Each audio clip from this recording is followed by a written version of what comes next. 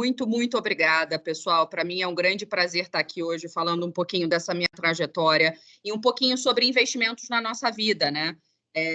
Eu tenho quase 20 anos de mercado financeiro, e lembro que quando comecei lá no BBM, eu comecei na mesa de renda fixa, e era muito diferente há 20 anos atrás o jeito que o mercado tinha um olhar para a mulher. Eu acho que em 20 anos muita coisa mudou. E eu acho que, no final do dia, ter passado por um banco como do porte do JP Morgan durante 15 anos na minha carreira me ajudou muito a me tornar executiva, a mãe e a mulher que sou, né? Então, eu digo que o mercado financeiro me ensinou muita coisa, eu aprendi muita coisa, inclusive a ser mulher. E o que é incrível, e que as pessoas muitas vezes não têm essa associação. E no banco, nós tínhamos diversas frentes em prol das mulheres, em tentar introduzir as mulheres, seja em programas, nas faculdades. Eu sou mentora de diversas, eu disponibilizei muito do meu tempo para ser mentora de diversas meninas em diferentes faixas etárias, em diferentes idades, para que a gente estimulasse, no final do dia, o mercado financeiro cada vez mais para as mulheres. Então, a minha trajetória, eu sou mãe de 2 meninos, que eu sou apaixonada, José Pedro e João Francisco, e consegui muito bem associar o ser mãe com a executiva no mercado financeiro, o que é incrível. Eu converso com as minhas amigas, eu converso muitas vezes com executivas que abriram, no final, essa frente a uma geração acima de mim que sofreram muito, que não tiveram essa oportunidade. Então, eu acho que temos uma geração de executivas que conseguiram associar, no final, toda essa ser mãe, toda essa questão familiar com a questão profissional. Então, foram anos incríveis no JP Morgan, onde eu aprendi muito. Eu passei pela área tanto de mesa proprietária, na renda fixa, como sales, no banco, em asset management. E meu último ano no JP, eu tinha entendido que era o fim de ciclo, um fim de um ciclo de 15 anos, e eu queria montar o meu negócio, né? Eu tinha uma grande vontade de empreender, né? Mas com muito medo também, né? Mãe, 2 meninos em casa, sozinha, como é que eu ia associar toda essa dinâmica com essa minha vontade profissional? Mas ela foi ficando cada vez mais latente em mim. Muita vontade de fazer um negócio diferente do nosso jeito. E até que eu conheci, alguns anos atrás, o meu sócio, Rubens Henriques, que foi CEO do Itaú Asset e tocou por muitos anos o FOF do Itaú, Fundo de Fundos do Itaú, e a gente criou a Clave Capital, que é uma asset independente de produtos alternativos, nichados. Hoje a gente já está com 7 bilhões de reais, 6 meses de operação. Está super feliz. Colocamos o Boeing ali, eu brinco, a 10 mil pés. A gente lançou a Clave no meio do ano passado, num bull market de pessoas e um bear market, ou seja, um mercado muito difícil, de muita volatilidade. A gente pegou Covid, a gente pegou aquele setembro, outubro horroroso, de muita volatilidade no mercado de renda fixa. A gente pegou a guerra agora, como a gente nunca achou que ia acontecer, vem mais uma situação de bastante volatilidade. Então, eu digo que está sendo um grande aprendizado. Empreender, ser mãe e passar por todas essas fases que a gente está passando no mercado, mas é um grande aprendizado. E dá para fazer. A gente tem que administrar o nosso tempo, né? A gente tem que dizer, no final do dia, para os nossos sócios, para os nossos chefes, para os nossos parceiros, parceiras, vai dar tudo certo, vai dar tudo bem. A gente tem que saber conciliar. E uma coisa que eu aprendi ao longo de todo esse tempo é que, no final, não vai ser aqueles 15 minutos que o cliente ou o chefe que vai fazer a diferença. Calma, vamos colocar tudo nas suas devidas perspectivas que a gente vai conseguir. E foi uma carreira obviamente que eu abri mão de muitas coisas. Todas nós que estamos aqui, nós temos que abrir mão de muitas coisas, decisões nas nossas vidas que não são necessariamente fáceis. Mas no mundo das finanças e no mundo que eu escolhi no final do dia, como carreira, eu já sabia que eventualmente isso poderia acontecer. Então foi uma escolha minha. Eu não me sinto vítima, eu não me sinto no final do dia com uma corda no pescoço, com a sensação de que eu deixei muita coisa para trás, ou deixei de fazer muitas coisas. Foi a minha escolha. Então, eu não me vitimizo. É muito importante a gente não fazer isso. É muito importante. E diferente um pouco das outras executivas no mercado, eu também sou zero feminista. Sou zero. Eu acho que o homem tem que estar junto com a gente tem que estar junto com os homens, a união faz a força, e a gente tem que trazer no final do dia os homens para a gente, para os nossos grupos, introduzi-los, e com isso a gente tem uma força muito maior, né? Eu acho que a gente tem que lutar por a nossa posição e igualdade no final, dentro do mercado financeiro, em qualquer setor que a gente veja por aí.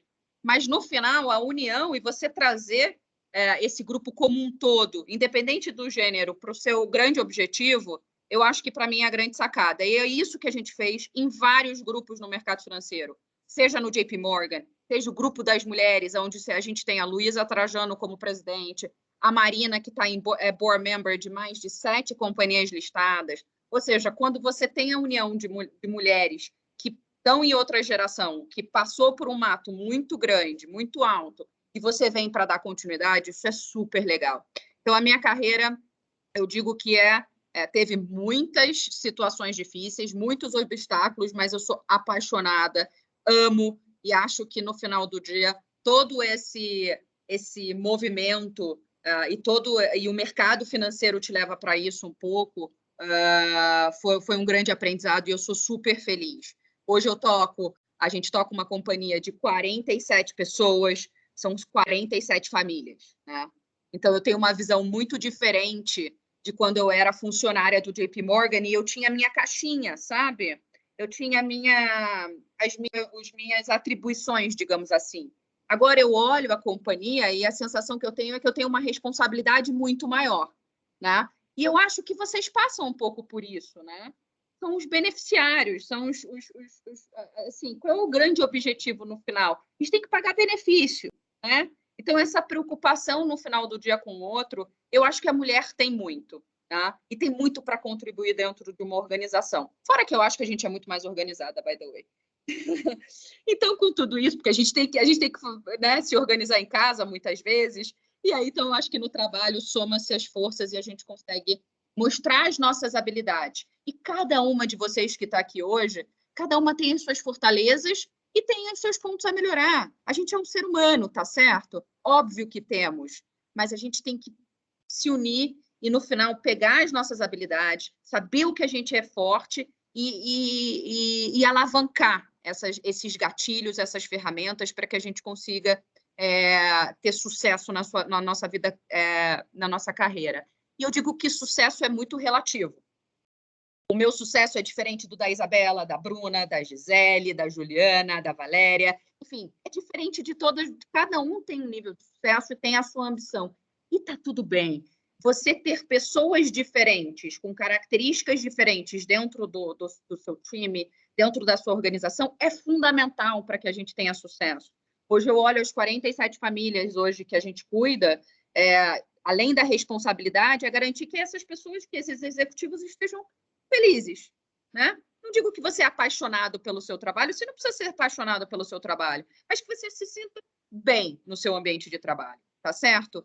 E mesmo no mercado financeiro, o mercado hostil, que muitas vezes, olhando de fora, parece algo muito distante da nossa realidade, tá certo? Ou da realidade de algumas de vocês, não é. Não é. Vamos trazer para dentro de casa. Vamos trazer para o orçamento de casa, vamos trazer o investimento para dentro de casa, porque eu sei, pelo menos comigo é assim, o investimento está a meu cargo, é minha responsabilidade.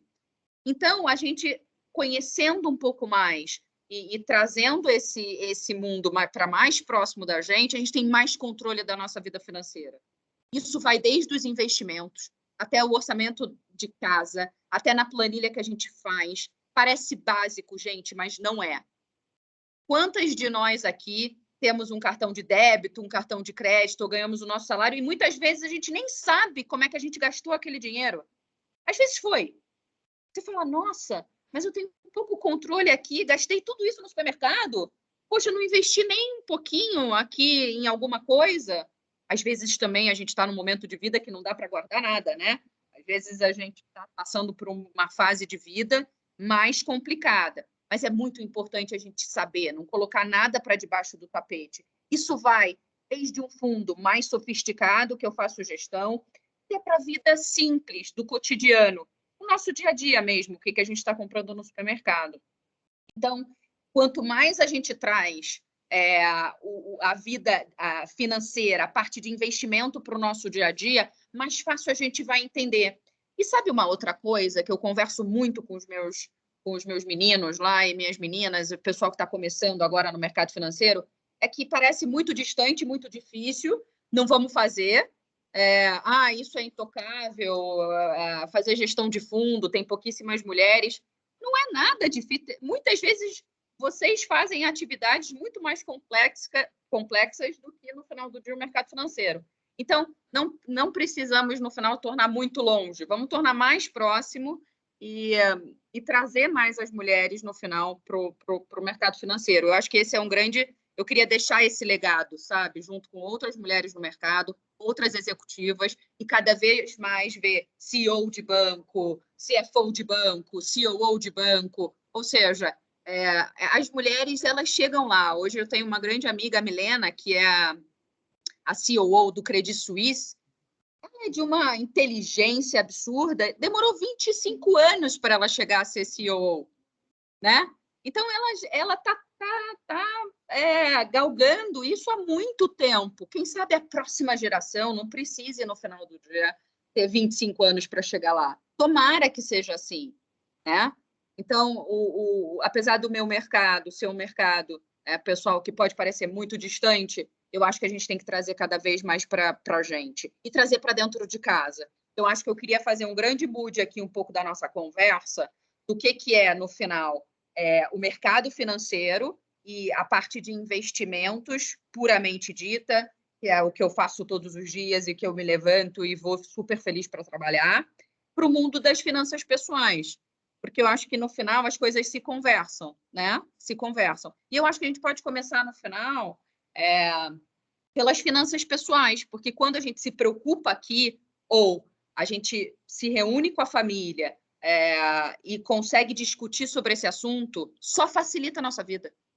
Só facilita a nossa vida. Cada vez mais a gente organizado, mais a gente sabe, no final, o que a gente pode gastar, né? Mais a gente economiza, mais a gente pode, eventualmente, ter uma viagem de férias melhor, ou a gente pode, daqui a 10 anos, depois de ter investido num determinado tipo de investimento, poder usufruir, né? Então, hoje, a poupança brasileira, ela é relativamente baixa, né? As pessoas poupam pouco, porque o país é um país emergente, um país com dificuldade, onde você tem uma pobreza absurda, né? E eu imagino diversas mulheres aqui, eu acho que a gente está falando com um pedaço da população, né? A gente representa, eu acho que a classe privilegiada, tá certo, pessoal?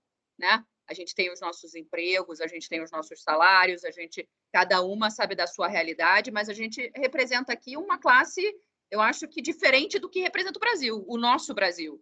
E é para essas mulheres que, no final do dia, também eu quero olhar, sabe? A gente faz questão dos nossos grupos de olhar. Então, quantas vezes a gente já lançou o programa de estagiário de mulheres negras no JP Morgan e a gente conseguiu ocupar 9 vagas de 10, sabe? Ensinar inglês para as meninas, fazer a matemática aplicada para as meninas, ou seja, dar as meninas, no final, de uma possibilidade de carreira que não fosse o mercado financeiro, porque para elas é distante, tá certo? Então, eu acho que a gente tem que falar para esse Brasil também. E cada uma de nós aqui pode fazer um pouquinho, sabe? Pode fazer um pouquinho. Então, vamos começar em casa, né? Vamos começar olhando o que a gente ganha versus o que a gente gasta, né? Será que a gente consegue economizar? Será que... Eu tenho 2 filhos. Todo mês é um pedido. Aliás, todo dia é um pedido. Quero isso, quero aquilo, mãe, quero, né? A gente sabe como é que é. A Juliana está aí fazendo a menção, né? A gente sabe, é um sobrinho, é o filho, é o neto. A gente sabe como é que é. Às vezes a gente quer dar, mas será que a gente não tem que, no final do dia, tentar olhar o orçamento e falar assim, poxa, eu vou economizar 5%, vou economizar 10%. Não vai economizando 30%. Às vezes a gente não vai conseguir, às vezes não dá, né? E tá tudo bem, a gente vai com um pouquinho, mas só a sensação no final da gente conseguir se organizar em casa, a gente vai começar a olhar investimentos não como um vilão, né? Aquele no final, aquele dinheiro que eu tenho que poupar porque eu tenho que poupar, e sim como o dinheiro vai trabalhar para a gente. E eu acho que no Brasil hoje, aliás, eu digo que o campeão voltou, né? O CDI, que é a taxa básica de juros brasileira, a 13%, pessoal, não existe isso em lugar nenhum do mundo. Do mundo. Então, hoje você investe o seu dinheiro, no final de um ano, você tem o seu dinheiro mais 13% num título público brasileiro, do governo brasileiro. Ou seja, 100%, zero arriscado, né? 100% renda fixa, digamos assim. Em 3 anos, você tem 50% do dinheiro que você colocou só de rendimento. Porque é o rendimento mais o que já estava investido. 50% em 3 anos. Será que a gente não consegue colocar um pedacinho e olhar? Hoje o Brasil te oferece isso. A Fundação te oferece isso no final também, né? Tem a parte de investimentos. Vamos conversar com o Litz. Eu falo, o Litz e o time é nota 1000. O Barata, todo mundo. Ou seja, vamos pegar essa informação, vamos disseminar, né? E eu acho que entendendo a parte de investimentos da gente, a parte de previdência, que é um assunto muito importante, né? A China tem 1 bilhão de pessoas, tá?